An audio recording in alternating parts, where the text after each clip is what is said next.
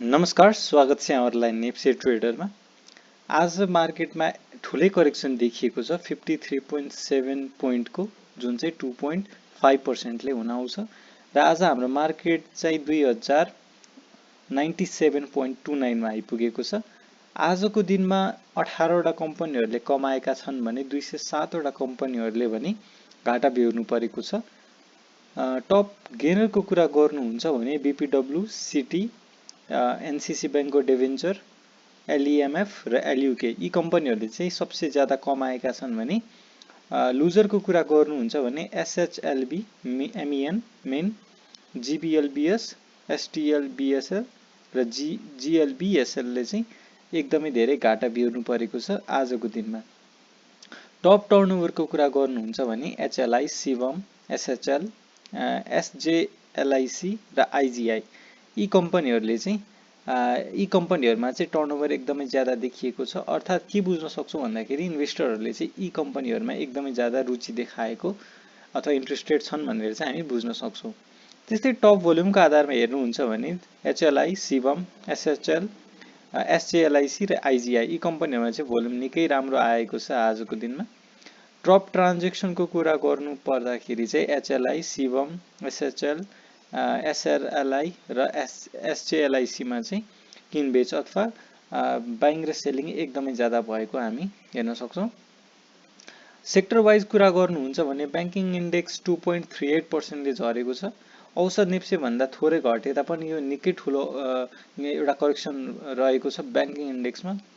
Development bank भन्ने 3.48 ठुलै अंकको एक्समा पनि करेक्सन देखिएको छ। 3.48 भनेको धेरै नै हो है। डेभलपमेन्ट बैंक यो पालिको र्यालीमा खासै बढ्न पनि सकेको थिएन, तर घट्दाखेरि यति ठुलठुलो अमाउन्टले घट्नु भनेको चाहिँ एकदमै नेगेटिभ भनेर हामी बुझ्न सक्छौं। फाइनान्स 2.02% ले घटेको छ। यो घट्नुपर्ने जति चाहिँ घट्न चाहिँ घटेको छैन, तर पनि यसमा ठिकै हुन सक्छ। यदि आगामी दिनमा बढेर जान्छ भने यसमा पोटेन्शियल राम्रो हुन सक्छ। त्यस्तै होटल एन्ड टुरिज्म निकै बढेर गएको छ। त्यो बढेको अनुसारको करेक्सन चाहिँ होइन, यो 2.72% ले मात्रै घटेको छ भनेर भन्छु म। हाइड्रो पावर 3.15% ले घटेको छ, यो पनि ठुलै करेक्सन हो। इन्भेस्टमेन्ट 1.36% ले घटेको छ। लाइफ इन्स्योरेन्स 1.19% ले घटेको छ। म्यानुफ्याक्चरिङ एन्ड प्रोसेसिङ 2.29% ले घटेको छ। माइक्रो फाइनान्स भने एकदमै आज सबसे ठुलो करेक्सन देखिएकै माइक्रो फाइनान्समा हो। स्टार्टिङ डे देखि नै माइक्रो फाइनान्सहरूले राम्रो परफर्म गरिरहेको थिएन। यो चाहिँ 4.75% ले घटेको छ आज। म्युचुअल फन्ड झिनो अंकको एउटा करेक्सन छ, 0.78% हो। नन लाइफमा लाइफ र नन लाइफमा राम्रै र्याली देखिएको थियो है हुन चाहिँ, तर नेप्से नै डाउन ट्रेन्ड हुँदाखेरि चाहिँ यसले पनि खासै सपोर्ट चाहिँ पाउन सकेन र नन लाइफ पनि 0.99 अथवा 1% ले झरेको छ। अदर इन्डेक्स 2.37% को आज करेक्सन देखिएको छ र ट्रेडिङ इन्डेक्स पनि 2.28% ले नै झरेको छ। अब आगामी दिनमा के हुन सक्छ भन्ने कुराको चाहिँ एनालिसिस, टेक्निकल एनालिसिसबाट हामी हेर्छौं। आज बिहान पनि मैले भिडियो बनाएको थिएँ जसमा चाहिँ मैले के भनेको थिएँ भन्दाखेरि यदि यो क्यान्डलको लो जान्छ भने चाहिँ हामी एक्जिट हुनुपर्ने अथवा प्रफिट छ भने प्रफिट बुक गरेर निस्किनु होला। यदि यसलाई ब्रेकआउट दिएर जान्छ भने बाइङ गर्नु होला र यतितिर कन्सोलिडेट हुन्छ भने चाहिँ हामी सेल पनि गर्दैनौं, बाइ पनि गर्दैनौं, हामी कुर्छौं भनेर मैले भनिरहेको थिएँ बारम्बार। नभन्दै आज तपाईहरुले यदि सेल गर्नुभयो होला भन्ने आशा राखेको छु मैले। हुन त त्यो भिडियोमा खासै भ्युज आएको छैन, तर जति मेरो भ्युअर्सहरूले हेर्नुभयो उहाँहरूले पक्कै पनि प्रफिट बुक चाहिँ गर्नुभयो होला भनेर मैले आशा राखेको छु।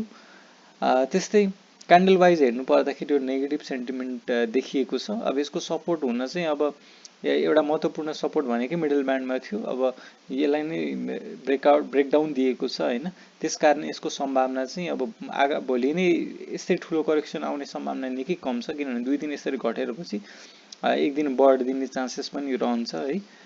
त्यसकारणले यदि भोलि यस्तै ठुलो क्यान्डल बनेर घट्छ भने चाहिँ 2060 अथवा 2055 सम्म चाहिँ आउने चान्सेस हुन्छ। त्यसपछि फेरि यसले चाहिँ सपोर्ट लिएर माथि नै जाने सम्भावना निकै ज्यादा हुन्छ। यदि भोलि पनि घटेर गयो भने 3-4 दिन लगातार यसरी ठुलठुलो अंकले घट्नु भनेको नर्मल होइन, यदि घटेर जान्छ भने बाउन्स ब्याक पनि हुने सम्भावना हुन्छ है त।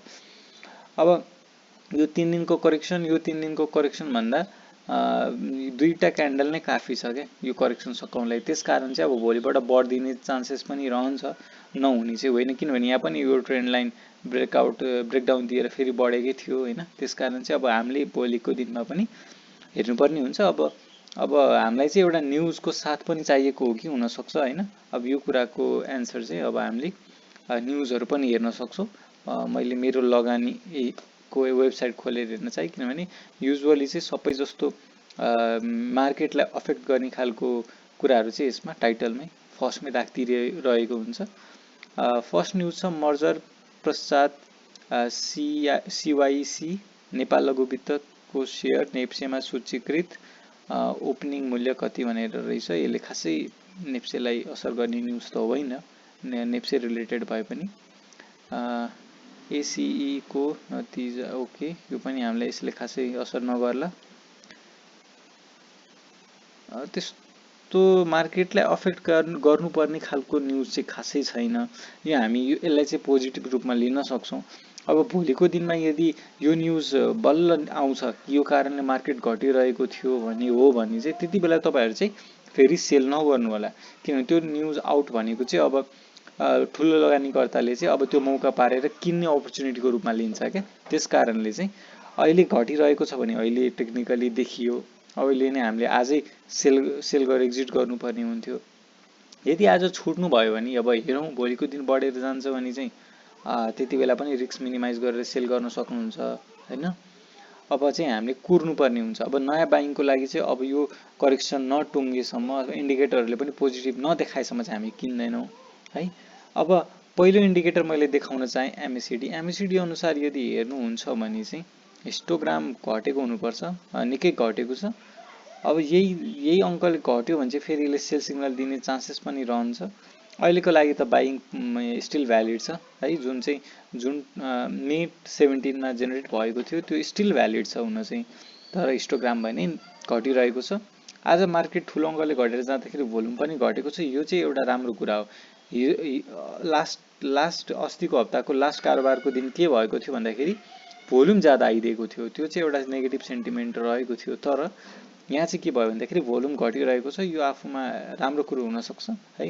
यसले चाहिँ के जनाउँछ भन्दाखेरि घट्दै गर्दाखेरि लगानीकर्ताहरूले बेच्नुसम्म बेचिसके, अब बेच्न इन्ट्रेस्टेड छैनन् भन्ने कुरा बुझ्न सक्छौँ।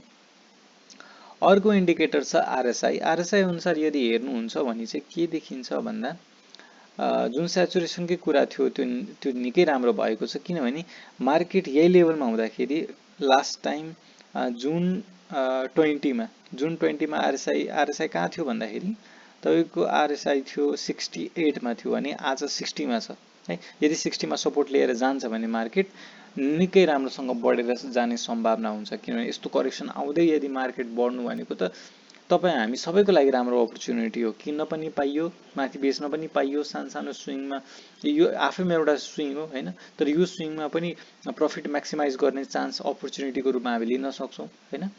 त्यस्तै अब बोलिङ्गर ब्यान्ड अनुसार यदि हेर्नुहुन्छ भने त अप्पर ब्यान्डलाई छोडि नै सकेको छ यसले होइन। यसले चाहिँ अब मिडल ब्यान्डलाई रिटेस्ट गर्न आइरहेको छ। अब आउँछ आउँदैन भन्ने कुरा चाहिँ हामीले आगामी दिन हेर्दै जानुपर्ने हुन्छ।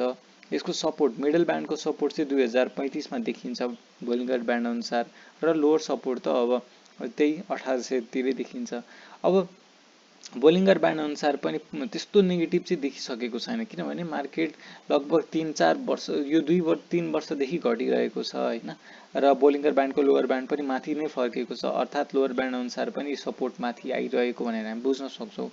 घटेर गयो भने पनि अब यस्तो ठुल्ठुलो अङ्क यदि घट्छ भने एक दिन म्याक्सिमम घट्न सक्छ, त्यसपछि बढ्ने नै हो होइन। अब भोलिकै दिन बढेर गयो भने चाहिँ अब फेरि हामीले कन्फर्मेसन नपाएसम्म चाहिँ बाइङ गर्न मिल्दैन। भोलि बढेर गयो भने पनि सानोतिनो हरियो क्यान्डल बन्दैमा चाहिँ हामीले माथि हाल्नु पर्दैन, र अहिले घटिरहेको बेला हामीले आत्तिनुपर्ने पनि त्यस्तो साह्रो स्थिति छैन। यत्रो ठुलो स्विङ आएको छ, तपाईँहरूलाई पक्कै पनि 10-15% त प्रफिट भयो होला होइन। अहिलेलाई चाहिँ त्यति नै बुक गर्नुहोस् है।